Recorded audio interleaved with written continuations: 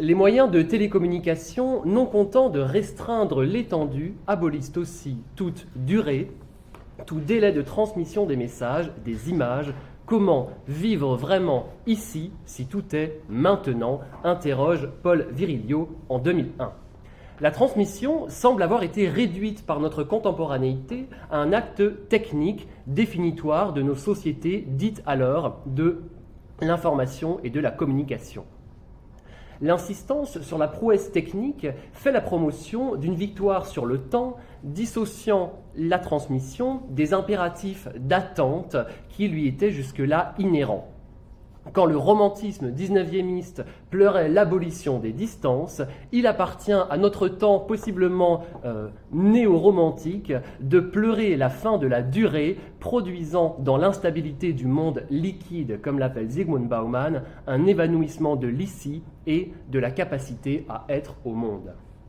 Ainsi, les discours sur le contemporain voit-il dans le règne du maintenant une dilution de l'identité dont l'idéologie sociale et politique se fondait jusque-là sur un contrat passé avec la stabilité et l'inscription dans la durée.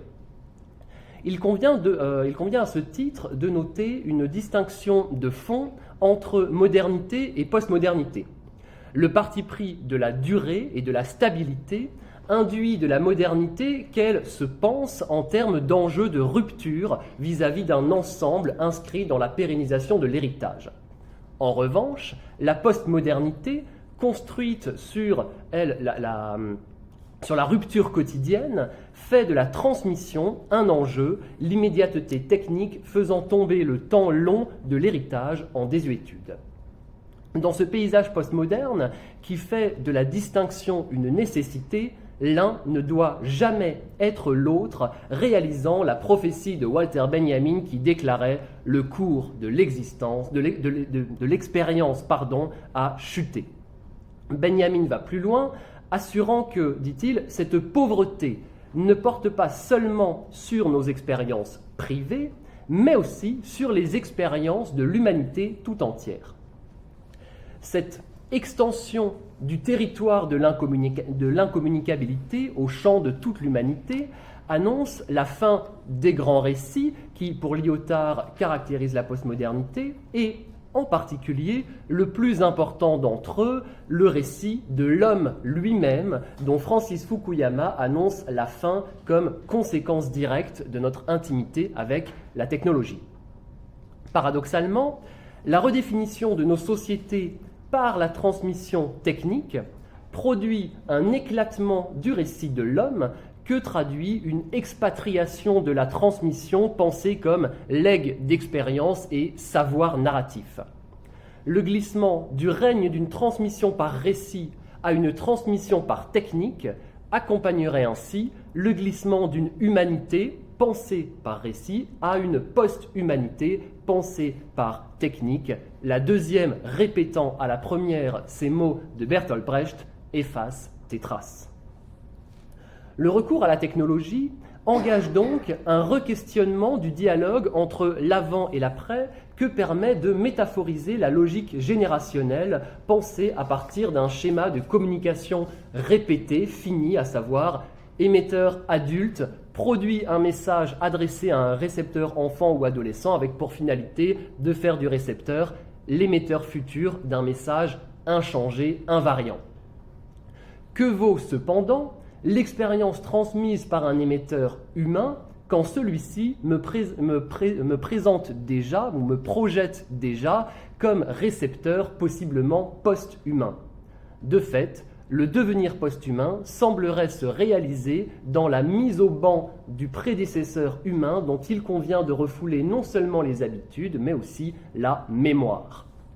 Précisément, c'est ce que met en scène The Giver, roman pour adolescents de Lois Lowry, publié en 1993, et dont le titre, traduit par « Le passeur », assume à lui seul un resserrement sur le motif de la transmission.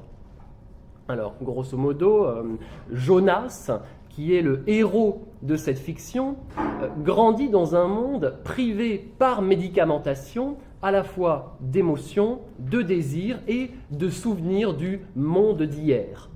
Les arts, les caprices météorologiques et tous les inattendus ont été expatriés comme tout ce qui, dit-on, n'était pas pratique et a dû tomber en désuétude quand nous en sommes venus, dit-on, à l'identique, c'est-à-dire le choix d'une vie ordonnée, prévisible et sans douleur. Prenant appui sur un personnage biblique refusant, ce fameux Jonas, refusant de transmettre le message confié par l'Éternel, l'autrice propose de métaphoriser l'actualité de ce que nous pourrions appeler une civilisation Jonas, ou, pour faire plaisir à Denis Geffray, une civilisation dans le ventre, qui s'interroge non pas sur ce qu'elle veut transmettre, mais sur son désir même de transmission, en posant la question suivante: n'y a-t-il pas de salut à fuir devant la traditionnelle injonction à dire ? Et j'en viens à mon premier point, transmission et neurotransmission, le destin post-humain. Jonas est désigné par sa communauté pour devenir le nouveau dépositaire de la mémoire, sorte de pharmacone dévolu au fardeau du souvenir de l'ancien monde. Ce faisant, le souvenir est à la fois poison dangereux pour l'immuabilité de la nouvelle société et également remède pour gérer l'irruption éventuelle de l'inattendu. Figure postmoderne du bouc émissaire, le dépositaire formalise le statut du souvenir devenu promesse de faute dans une société qui prend acte d'une sorte, ce qui serait un échec du travail de mémoire. Inefficace, impropre à empêcher quelques catastrophes de se produire, la transmission aurait failli dans sa mission, à savoir nous protéger du pire. C'est donc paradoxalement dans l'avènement de l'identique que la société de Jonas trouve une solution. Plutôt qu'un travail de transmission, celle-ci procède à un travail d'effacement, un oubli nécessaire à la conservation d'un modèle inchangé. Ce monde est habité par une post-humanité qui se caractérise par un empêchement de transmission physiologique, puisque les habitants prennent, dès les prémices de l'adolescence, une pilule chargée de stopper ce qu'ils appellent les stimulations. La post-humanité mise en scène est donc celle qui, d'après Fukuyama, émerge de la progression des neurosciences modernes et des neurotransmetteurs qui, dit-il, contrôlent le fonctionnement des synapses nerveuses et la transmission des signaux à travers les neurones du cerveau. Le niveau de ces neurotransmetteurs et la façon dont ils interagissent affectent directement nos sentiments subjectifs de bien-être, d'estime de soi, de peur, etc. Et Fukuyama ajoute, longtemps avant que l'ingénierie génétique ne devienne une possibilité, la connaissance de la chimie cérébrale et la capacité de manipulation deviendront une importante source de contrôle du comportement qui aura des implications politiques importantes. En effet, la neurotransmission à l'œuvre dans The Giver canalise les stimulations et annule les souvenirs, activant un sentiment de satisfaction du temps présent.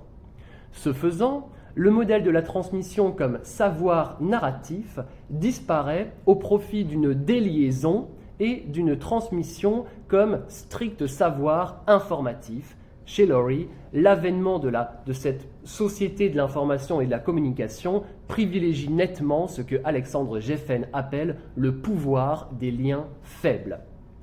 La fiction présente alors un déséquilibre entre, d'une part, l'accentuation d'une transmission technique et, d'autre part, l'évacuation d'une transmission sensible que serait le don d'expérience par le discours. Le succès de cette évacuation se manifeste dans l'incapacité de Jonas à comprendre l'enjeu de sa formation n'ayant aucune réalité à associer à l'idée de transmission. Et voilà, je vous lis le dialogue qui se joue entre lui et son formateur, qui est le dépositaire actuel, et qui lui dit la chose suivante. Pour dire les choses simplement, bien que cela ne soit pas vraiment simple du tout, ma tâche consiste à te transmettre tous les souvenirs que j'ai en moi, les souvenirs du passé. Ce à quoi Jonas répond : Monsieur, cela m'intéresserait beaucoup d'entendre l'histoire de votre vie et d'écouter vos souvenirs. Ça m'intéresse vraiment. Je ne peux pas dire que ça ne m'intéresse pas. Mais je ne comprends pas bien pourquoi c'est tellement important. Je pourrais avoir un métier d'adulte dans la communauté et pendant mes moments de loisirs, je pourrais venir écouter les histoires de votre enfance. Ça me plairait. En fait, je l'ai déjà fait à la maison des anciens. Les anciens aiment bien parler de leur enfance et c'est souvent amusant de les écouter.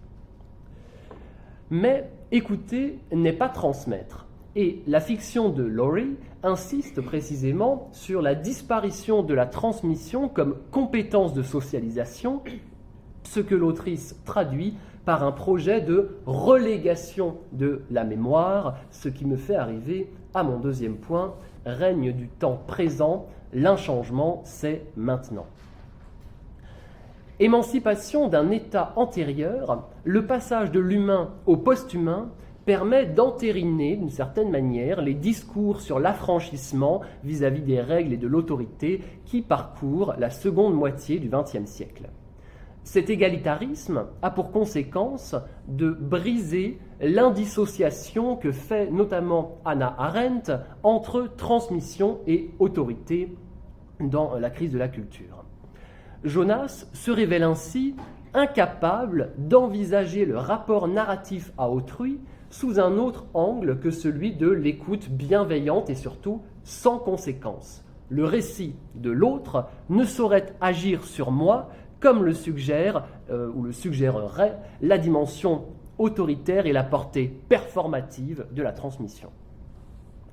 Le dépassement de l'humain par le post-humain se joue donc dans un refus de la passation envisagée comme acceptation d'une référence supérieure, selon l'expression de Zaki Laïdi, qui précise que rien n'est désormais plus étranger aux sociétés postmodernes que l'idée d'une paternité symbolique autorisant une prise de parole.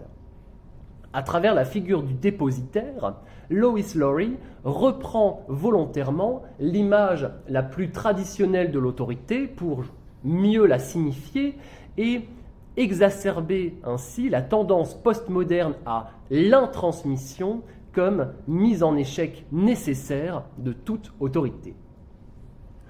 À l'instar de Fukuyama, pour qui l'avènement de la démocratie libérale supprime tout besoin de futurs différents, cette fameuse fin de l'histoire dont parle Fukuyama, Laïdi insiste sur l'incapacité désormais pour nos sociétés, dit-il, à se fonder sur un autre principe que celui de la démocratie. Fin de l'histoire et égalitarisme s'appuient conjointement sur l'idée que la mémoire ne serait nécessaire que dans l'élaboration d'un futur différent, entendons inégal. Or, si le sacre du présent démocratique rend obsolète le besoin de futurs différents, le travail de mémoire lui-même n'a plus lieu d'être, la fin du désir de futur étant signée d'une fin du besoin de récit du passé. Malgré son préfixe temporel, la post-humanité apparaît ainsi chez Lois Lowry comme un temps sans histoire au sein duquel l'autorité de la transmission est obstacle car suppose l'inscription dans un temps narrativisé, produisant alors le point de comparaison à partir duquel penser et différencier le maintenant et l'après. C'est, somme toute, l'autorité de la transmission qui produirait l'opportunité de la transfiguration. Par conséquent, dans ce temps sans histoire, l'idée de transmission devient même suspecte.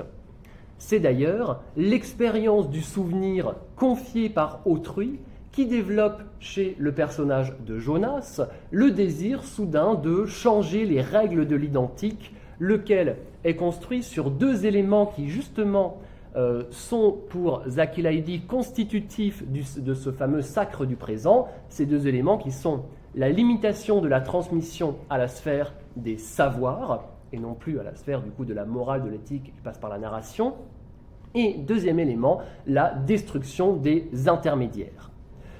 De fait, dans The Giver, l'intermédiaire est à la fois réduit à l'isolement, mis au banc, mais aussi et surtout rendu muet par l'interdiction de partager ses souvenirs, cédant le champ de la transmission à la seule connaissance fonctionnelle. En muselant le discours de la mémoire, la fiction métaphorise ce qui serait notre désapprentissage de la transmission par réduction, voire expatriation de l'argument d'autorité, réduction qui aurait paradoxalement pour conséquence l'émergence, finalement une évacuation d'autorité qui a pour conséquence l'émergence d'un autoritarisme du temps présent. Le dépositaire, imaginé par Lowry, vient ainsi figurer ce que Maël Renoir désigne, s'agissant notamment de Google, comme machine à se souvenir de tout, ou encore technologie de la mémoire collective extériorisée. L'archaïsme du savoir narratif caractérise alors une post-humanité élaborée par production d'une mémoire externe infinie et abdication subséquente de la mémoire interne individuelle. Dans La fin de l'homme, Fukuyama pose la question suivante. Pourquoi ne pas accepter notre destinée en tant que créature qui se modifie elle-même ? Chez Lowry, cette destinée s'accomplit comme le règne de la mémoire technologique, entraînant le règne de l'immuable, la post-humanité se définissant alors par la transfiguration de l'espèce vers l'inchangé, c'est-à-dire que la fin de l'homme, ce serait son évolution vers la fin de l'évolution. Et j'en viens là-dessus à mon troisième et dernier point, autorité et recréation, l'expérience comme conscience critique. Il n'est pas anodin, eu égard à cette privation d'évolution, que Lowry ait choisi la fiction adolescente, entendons une fiction de la croissance et de la mise en scène du grandir.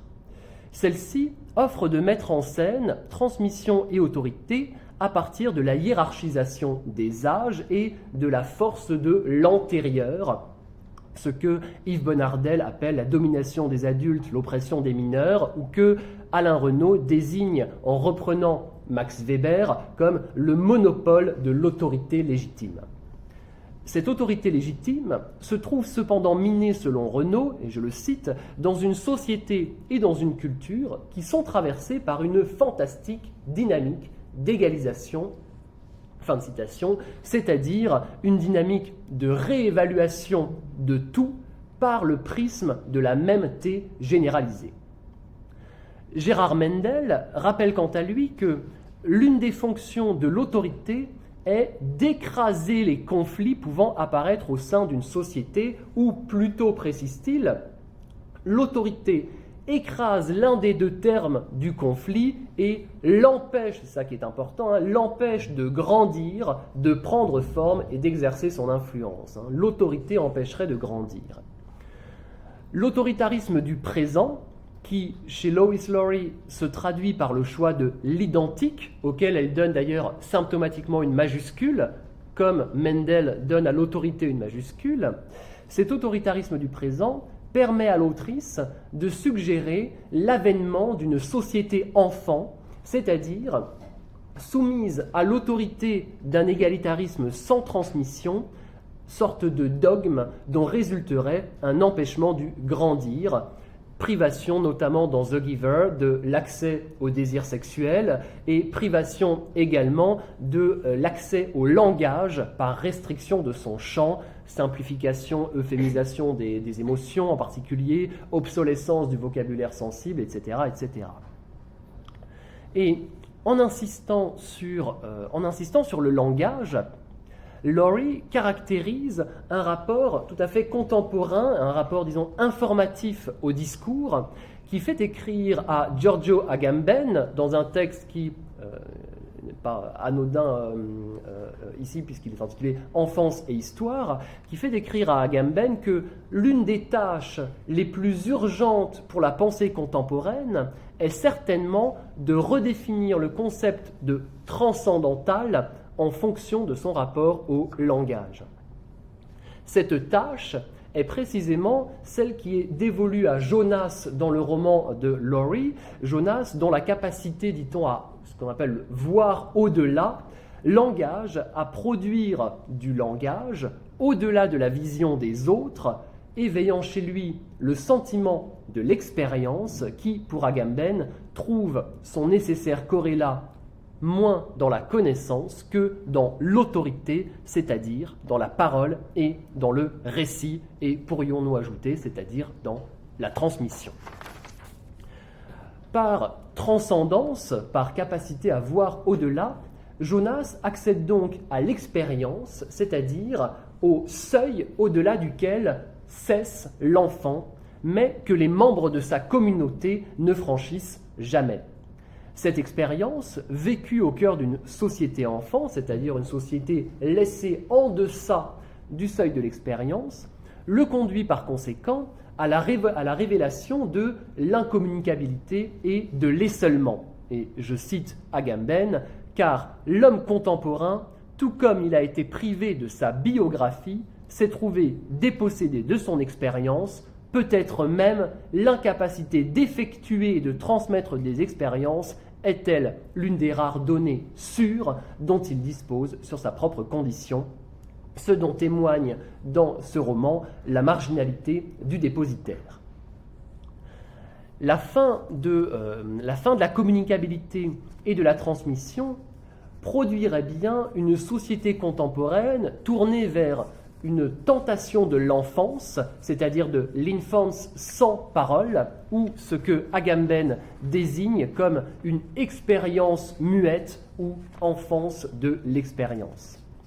Ainsi, si expérience muette est enfance de l'expérience, l'accomplissement du grandir serait dépendant de la mise en discours, la transmission apparaissant comme la faculté narrative à faire émerger l'adulte des expériences muettes de l'enfant.